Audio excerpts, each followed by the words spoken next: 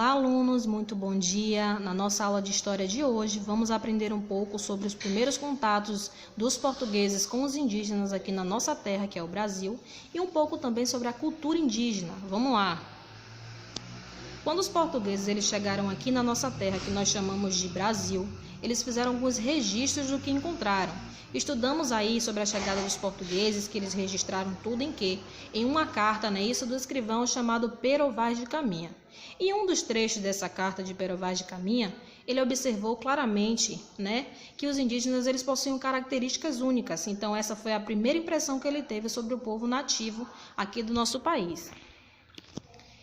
Vamos ler aqui então um pequeno trecho sobre a carta de Pero Vaz de Caminha, onde ele dizia assim: a feição deles é serem pardos, um tanto avermelhados, de bons rostos e bons narizes, bem feitos, ainda nus, sem nenhuma coberta, nem estima, nenhuma coisa cobrir nem mostrar suas vergonhas. E estão acerca disso com tanta inocência como estão em mostrar o rosto. Ambos traziam os beiços de baixo furados e metidos neles seus ossos brancos. Então aqui a visão que Pero Vaz de Caminha ele teve imediata ali dos índios era a pele, isso avermelhada, os rostos pardos, a pele avermelhada devido à insolação, já que os índios eles sobreviviam da caça, sobreviviam da pesca e ficavam expostos ali, isso a maioria do tempo ao sol. Se referiu também à característica do rosto dos indígenas. Falou aqui sobre o nariz, que tinham narizes bem feitos, e também sobre o modo como os indígenas viviam na natureza, que eram nus e não tinham nenhuma importância, nenhuma intenção de se cobrirem, isso já que eles mostravam o seu corpo da maneira que eles mostravam o seu rosto, eles não sentiam vergonha. Uma das características também registradas por Pero Vaz de Caminha dos nativos daquela época é que eles furavam os seus beiços e em seus beiços eles colocavam ossos. Esses ossos poderiam ser ossos de animais, isso já que eles caçavam, utilizavam aí a pele dos animais para fazerem aí as suas tendas, para se cobrir à noite, entre outros artefatos que eles utilizavam ali os animais. Então os ossos eles também faziam como se fosse hoje em dia, que nós chamamos de piercing, Isso era ali uma expressão cultural dos indígenas. Aí então veio os portugueses, tocaram aqui no Brasil os seus pés em 1500 e houve ali então o primeiro contato dos portugueses e os indígenas. Esse primeiro contato foi de muita estranheza, tanto para os portugueses quanto para os indígenas. Por quê? Porque as culturas eram muito diferentes, Eles tinham costumes muito distintos. Um povo se vestia, e o outro povo não se vestia. Falavam línguas diferentes, se alimentavam de maneiras diferentes, entre outras coisas. Então se deu início aí então à exploração. Os portugueses entraram em contato com os indígenas, de maneira que eles puderam entrar em contato, eles ali se relacionavam, eles se comunicavam. E quando os portugueses eles começaram a explorar o pau-brasil aqui das matas, que nós já estudamos sobre isso, eles praticaram um tipo de comércio chamado escambo, que hoje em dia nós conhecemos aí como tapeação dos indígenas. Nesse comércio chamado escambo, os portugueses eles traziam bugigangas do seu país, e trocavam com os indígenas em troca do pau-brasil. Na cabeça dos indígenas eles estavam sendo bem remunerados, mas na verdade estavam ganhando ali objetos, isso que não tinham muita importância, como espelhos. Os indígenas eles ficavam fascinados quando se olhavam no espelho, que eles não tinham isso, isso entre outras coisas, outros objetos que eles nunca tinham visto. E tudo isso ali sem a presença do dinheiro, que é por isso que se caracteriza então o escambo. Só que a verdadeira intenção dos portugueses, só muitos anos à frente, que nós fomos entender. Quando os portugueses eles chegaram aqui no Brasil, eles encontraram os indígenas nos interiores da terra. Só que aí eles partiram para o litoral. No litoral, eles ficavam muito interessados ali nas terras que os indígenas eles ocupavam, ou seja, o nosso Brasil. E a intenção dos portugueses era tomar essas terras, isso? Então, o que foi que aconteceu? Eles começaram então a atacar os indígenas, porque para que eles se tornassem donos daqui do Brasil, eles deveriam exterminar aquele povo que já estava aqui. E foi um verdadeiro massacre, um verdadeiro extermínio. Os portugueses com suas armas de fogo, eles então mataram muitos índios e também atacaram várias tribos com doenças que eles mesmos colocavam ali, doenças propositalmente. Então aqui podemos conhecer aqui algumas doenças, como a gripe, o sarampo e a coqueluche, que hoje nós consideramos doenças simples, Isso doenças banais e outras doenças também como tuberculose e varíola. Aí você me pergunta, mas como é que uma gripe conseguiu matar um indígena? Isso? Olha só, essas doenças elas atingiram tribos inteiras, levando à morte, porque os indígenas naquela época eles não possuíam imunidade natural contra esses males. Hoje nós tomamos o quê? Tomamos a vacina, né, isso para desenvolver a imunidade, entre outros cuidados que nós temos. Também nos cobrimos, né, isso nos protegemos do frio. Os indígenas eles andavam nus, andavam expostos. Então, a maioria das tribos acabaram sofrendo, aí sendo exterminadas por esses portugueses que tentaram dominar as terras. Lembrando que o primeiro contato foi o quê? Foi amigável. Os portugueses eles vieram com bugigangas, vieram com presentes, tapeando os indígenas, e quando eles mostraram em si a sua verdadeira cara, os indígenas eles perceberam, mas era tarde demais, né? E os portugueses acabaram fazendo aí esse massacre, esse extermínio, que levou então à morte de muitos indígenas. Então, para conhecer um pouco mais sobre a cultura indígena, nós vamos iniciar aqui com a relação que o indígena tem com o meio ambiente. Os indígenas eles respeitam muito a natureza e retiram dela somente aquilo que eles necessitam para viver. Nós já estudamos também sobre isso. Eles viviam da caça, da pesca, da domesticação de animais de pequeno porte e também da agricultura. Quais animais eles domesticavam? Era aquele porco do mato e também a capivara, entre outros animais. Sobre a cultura indígena, a agricultura, podemos destacar aqui que como base da economia indígena, ela era voltada somente ali para a colheita, a caça e a pesca de animais, a pesca de peixes. E a agricultura do milho, do amendoim, do feijão, da abóbora, da batata doce e principalmente da mandioca era praticada aí somente por algumas tribos de um modo muito primitivo. E o modo de plantio dos indígenas se chamava coivara, aonde eles arrancavam as árvores em um determinado espaço e queimavam o mato em volta para que eles pudessem ter uma área de plantio, não é isso? Então, como as queimadas elas desgastavam muito o solo, as tribos tinham que estar sempre se mudando. Por isso nós dizemos aí que os indígenas, né, a maioria deles são nômades, porque eles sempre ficam mudando de um lugar para o outro, quando os recursos daquele ambiente eles se esgotam. Além disso, os indígenas eles construíam artesanatos, canoas, arcos, flechas e ocas, utilizando sempre materiais encontrados na natureza. E suas principais armas eram o arco, a flecha e o tacapu. Nós podemos observar aqui nessa imagem aqui do lado. Nas aldeias indígenas existem dois líderes, que é o chefe da aldeia, que se chama cacique, ou na língua tupi, morubixaba, e o pajé. O pajé ou o xamã é uma figura de extrema importância dentro das tribos indígenas. Ele é o indígena mais experiente escolhido pela comunidade para a função sacerdotal, não é isso? Então ele pode ser chamado ali também de um líder religioso.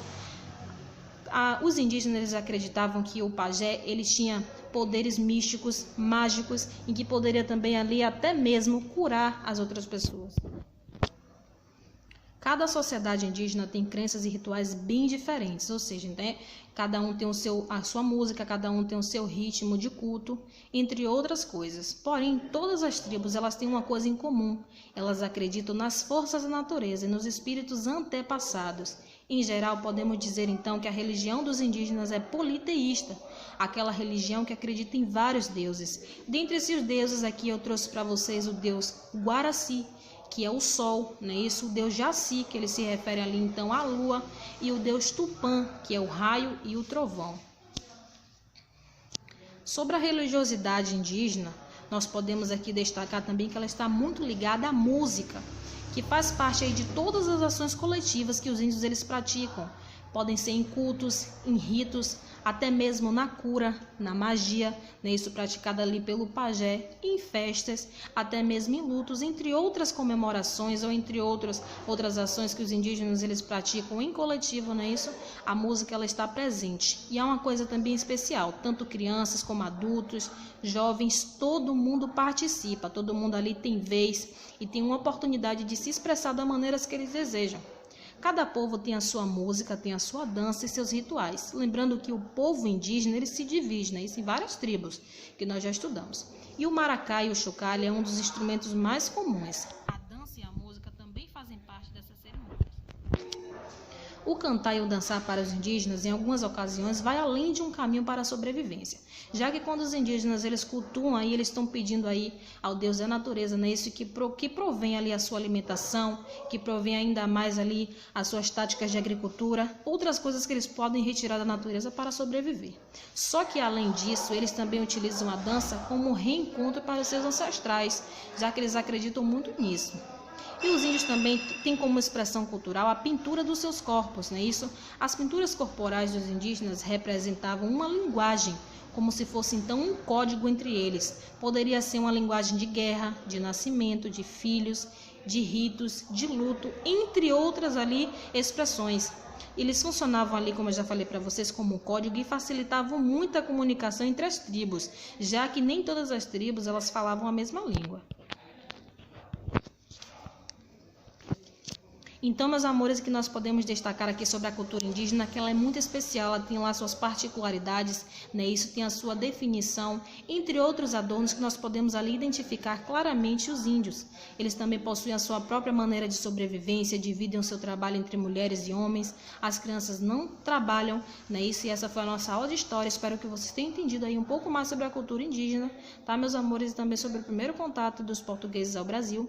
Caso vocês tenham ainda alguma dúvida, podem estar me perguntando no PV. Se quiserem, também pode tirar print do momento dessa aula, perguntar pro o que foi que a senhora quis dizer aqui nesse momento que eu não entendi, que eu vou estar tirando a dúvida de vocês, tá bom? Beijão. Então, gostaram aí da nossa aula de história sobre os indígenas, uma aula bacana, não é isso? Nesse pequeno intervalo, eu vou aproveitar para dar mais um recado para vocês de proteção contra o coronavírus, tá? O que nós não devemos fazer com a nossa máscara de proteção, né? Isso, em meio a essa pandemia, nós não devemos colocá-la debaixo do queixo, nunca, porque podem conter ali ainda, né, resquício de vírus. O que você vai fazer? Acabar sujando a sua máscara e colocando novamente na boca. Não pode. Você não pode de jeito nenhum compartilhar as suas máscaras. Lembra que eu falei para vocês que o uso da máscara é individual? Pois é. E também não pode carregar a máscara na mão. Várias pessoas andam pelas ruas sem máscara, com a máscara na mão, né? Isso não pode fazer isso.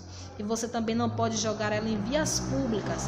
Você deve colocar a máscara descartável em uma sacola plástica e jogar no lixo, caso seja descartável. E se for aquela máscara reutilizável, né? Isso de tecido, você tem que fazer o quê? Lavá-la corretamente. Vamos dar um pulinho agora para nossa aula de português. Vejam. Tarefinha, não quero ver ninguém errando. Vamos lá. Substantivo próprio. Para lembrar aqui, substantivo próprio é aquela palavra que nomeia pessoas, cidades, estados, continentes ou estabelecimentos, ou seja, que nomeia ali lugares. E todo substantivo próprio ele é iniciado com letra maiúscula. Por exemplo, quando eu vou falar o nome Patrícia, Patrícia é um nome de pessoa, por isso vai ser classificado então como um substantivo próprio. E eu inicio o nome Patrícia com letra maiúscula, independente da posição que esse nome esteja numa frase, num texto, sempre é iniciado então com letra maiúscula. Outros exemplos, Bahia, Valença, Marcos, né? Isso entre outros nomes que representam então nome de pessoas, lugares, né? Isso ou estabelecimentos comerciais, educativos, entre outros. Já o substantivo comum, ele já vai ser o tipo de substantivo que nomeia objetos, animais e frutas. Este tipo de substantivo, ao contrário do próprio, não é iniciado com letra maiúscula, exceto quando ele está então no início de uma frase, porque de acordo com a gramática, nós iniciamos também as frases com letra maiúscula. Por exemplo aqui, quando eu falo gato, gato é um nome de animal, não é isso? Por isso vai ser classificado como um substantivo comum. Maçã, bicicleta, entre outros objetos. Já o substantivo coletivo vai ser aquela palavra que representa um grupo de seres de mesma espécie. Quando eu quero me referir a várias coisas, eu quero resumir apenas uma palavra, eu utilizo então o substantivo coletivo. Por exemplo, classe. Quando eu falo classe, eu estou me referindo ao que? Um grupo de alunos. Quando eu falo bando, várias aves, cardume de peixes. Então, o substantivo coletivo é aquela palavra ali que vai resumir, né? Isso que vai unir todos esses seres de mesma espécie. Já o substantivo simples é aquele substantivo, né? Isso é aquele nome formado por apenas uma palavra. Pode ser qualquer palavra, mas se o nome daquela coisa for ser formado apenas por uma palavra, então é chamado de substantivo simples. Por exemplo, copo, cadeira e avião. Já o substantivo composto é diferente. já vai ser aquele nome formado por duas palavras ou mais, não é isso? Por exemplo, pontapé, eu pronuncio aí duas palavras para me referir a apenas uma coisa, então esse nome ele vai ser um substantivo composto. Pé de moleque, olha só, bate-papo. E os substantivos compostos eles podem ser representados com o uso do hífen e sem o hífen, né? Esse quando nós não utilizamos o hífen, foram duas ou mais palavras que se uniram, formando aí também uma aglutinação, como nós já estudamos. Já o substantivo primitivo é aquela palavra na qual se formam outras a partir dela, não é isso? Por exemplo, foto. De foto eu posso gerar muitas outras palavras, então eu posso dizer que foto é um substantivo primitivo, já que primitivo vem de primeiro. Ferro, a mesma coisa. E papel também vai ser um substantivo primitivo. Já o substantivo derivado, a própria palavra já vem dizendo derivação, não é isso? É a palavra formada a partir de outro substantivo que serviu ali como base. Eu coloquei aqui em cima exemplo de foto como substantivo primitivo. E qual seria então o substantivo derivado da palavra foto? Fotografia, não é isso? Então, quando eu começo ali a formar outras palavras a partir de uma, essas outras palavras formadas serão chamadas de substantivo derivado. A palavra ferreiro, então, é substantivo derivado da palavra ferro. Papelaria também, a mesma coisa, vem de papel. Já aquele substantivo sobrecomum, vocês lembram que o substantivo sobrecomum é aquele tipo de substantivo uniforme, ou seja, ele só possui apenas uma escrita. A sua escrita não muda. É utilizado para nomear pessoas de ambos os gêneros, tanto o feminino quanto o masculino. Por exemplo, a palavra mestre. Se eu for me referir a mestre, eu posso utilizar tanto para mulher quanto para homem. Por exemplo, Maria é mestre em disfarces, né? Isso eu posso dizer a mesma coisa. João é mestre em disfarces. Então, este substantivo, ele serve tanto para o homem quanto para a mulher, por isso nós chamamos ele de sobrecomum. Outro exemplo, bebê, gênio, né? Isso entre outros. Já o substantivo comum de dois gêneros é aquele tipo de substantivo também uniforme. A sua escrita também ela não muda, mas ele se diferencia por alguns termos, é isso? Ele se diferencia dos outros porque há um termo que vem antes dele que determina os gêneros. E esse termo é o quê? O artigo. Vocês lembram disso? Quando tem aqui o substantivo repórter, ele vai ser um substantivo comum de dois gêneros, porque se eu quiser me referir à mulher, eu vou falar o quê? A repórter. Se eu quiser me referir a homem, eu vou dizer o repórter. Então, o artigo, aquele termo ali que vem antecedendo o substantivo, veio então para definir o seu gênero. Então, por isso, é um substantivo comum de dois gêneros. Já o substantivo epiceno é aquele tipo de substantivo utilizado só para se referir a animais, não é isso? E quando eu preciso necessariamente definir o sexo do animal, ou o gênero do animal, o que eu utilizo? Eu vou utilizar dois termos, que é o macho e a fêmea. Por exemplo, jacaré, ganhei um jacaré. Eu quero saber, é jacaré macho ou jacaré fêmea? Então, eu preciso definir. Vou completar então a minha frase. Ganhei um jacaré macho. Ou ganhei um jacaré fêmea. Agora, meus amores, vamos entrar aqui em substantivo concreto. O que seria então substantivo concreto? Olha só, são substantivos que nomeiam seres existentes no mundo real e que possuem massa, né? Isso nós estudamos que quem possui massa, né, é aquilo que nós podemos o quê? Pegar. Então, nós podemos tanto ver quanto pegar. Oxente, professora, como assim? Observe a palavra aqui, bolsa. Eu tenho uma bolsa. Logo, nós imaginamos que uma bolsa, nós podemos pegar nessa bolsa e nós podemos o quê? Ver. Lembrando que bolsa é o nome de um objeto e os nomes são denominados o quê? Substantivo. Então, quando eu me refiro ao nome de um objeto e eu posso pegar esse objeto e posso tocar, eu vou dizer então que esse substantivo, o nome desse objeto vai ser um substantivo concreto. Quando eu falo um rádio, você pode ver e você pode tocar o rádio? Sim. Então, vai ser um substantivo concreto. A mesma coisa com o celular, copo, parede, abajur, caneta e mesa. Já o substantivo abstrato já vai ser o contrário do substantivo concreto. O substantivo abstrato, eles são diferentes porque eles nomeiam também seres, que nós já estudamos que os substantivos são aquelas palavras que vão nomear os seres, não é isso? Porém, nós não podemos vê-lo, não podemos tocá-lo, nós somente podemos senti-los. Então, aquelas palavras que vão se referir a algo, não é isso? Que nós não podemos ver, não podemos sentir e não podemos tocar, sentir, vai ser então um substantivo abstrato. Por exemplo aqui, amor. Amor, né? Esse é o nome de quê? É o nome de um sentimento. Por ser o nome de algo, vai ser um substantivo.